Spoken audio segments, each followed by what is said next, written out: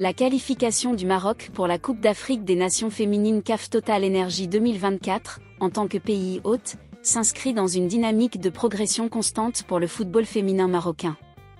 Après une finale historique en 2022 et une participation remarquée à la Coupe du Monde féminine 2023, les Lionnes de l'Atlas abordent ce tournoi avec des ambitions élevées. Cet article analyse les facteurs clés de leur qualification, leur préparation, les profils des joueuses cadres, le rôle du sélectionneur Jorge Vilda, et les défis du groupe A, tout en évaluant les perspectives stratégiques pour un sacre continental. En tant que pays hôte, le Maroc a obtenu une qualification automatique pour la Coupe d'Afrique des Nations féminines 2024, mais cette opportunité ne doit pas occulter la montée en puissance de l'équipe nationale. Depuis le lancement du programme de développement du football féminin par la Fédération royale marocaine de football, FRMF. En 2009, le Maroc a investi massivement dans la structuration de la discipline. Des infrastructures modernes, des championnats professionnels compétitifs et des académies de formation ont permis de bâtir une équipe nationale compétitive. L'édition 2022, organisée à domicile, a été un tournant majeur. Les Lionnes de l'Atlas ont atteint la finale, s'inclinant 2-1 face à l'Afrique du Sud, mais leur parcours a révélé leur potentiel.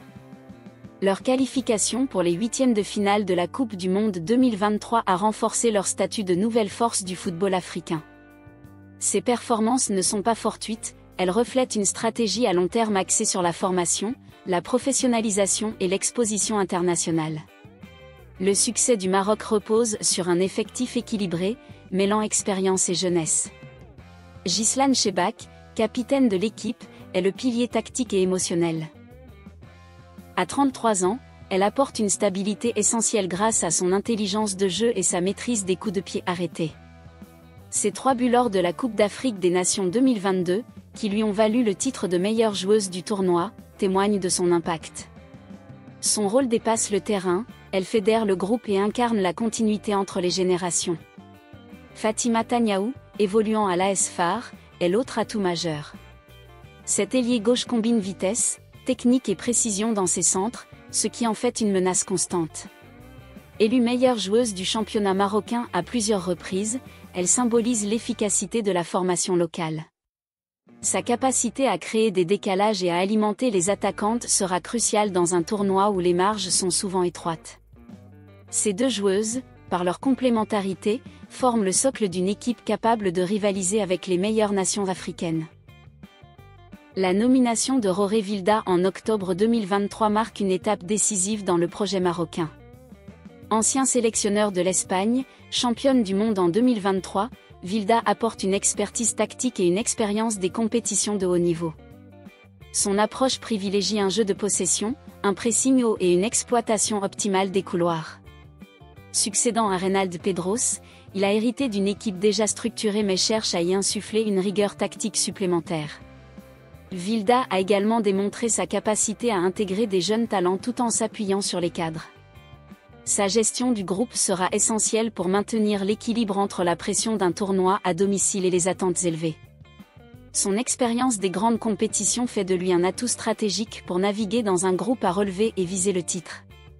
Le Maroc a été placé dans le groupe A, aux côtés de la Zambie, du Sénégal et de la RD Congo. Ce groupe présente un défi tactique significatif. La Zambie, avec son style rapide et ses individualités offensives, exigera une discipline défensive rigoureuse. Le Sénégal, en progression constante, mise sur une organisation défensive et des contre-attaques rapides. La RD Congo, moins prévisible, pourrait poser problème par son intensité physique. Pour dominer ce groupe, le Maroc devra s'appuyer sur sa cohésion collective, son avantage à domicile et la créativité de joueuses comme Taniaou. La gestion de la pression populaire sera un facteur déterminant, tout comme la capacité de Vilda à adapter ses schémas tactiques aux forces adverses. Une première place dans le groupe est apportée, mais elle nécessitera une exécution sans faille. La Coupe d'Afrique des Nations féminines 2024 représente une opportunité unique pour le Maroc de concrétiser ses ambitions. Avec un effectif talentueux, un sélectionneur expérimenté et le soutien d'un public passionné, les Lionnes de l'Atlas ont les atouts pour viser le titre. Leur parcours récent, marqué par une finale en 2022 et une performance mondiale en 2023, témoigne de leur potentiel. Cependant, la concurrence sera rude, et la gestion des attentes sera cruciale. Si le Maroc parvient à canaliser cette dynamique, il pourrait écrire une nouvelle page de l'histoire du football africain féminin.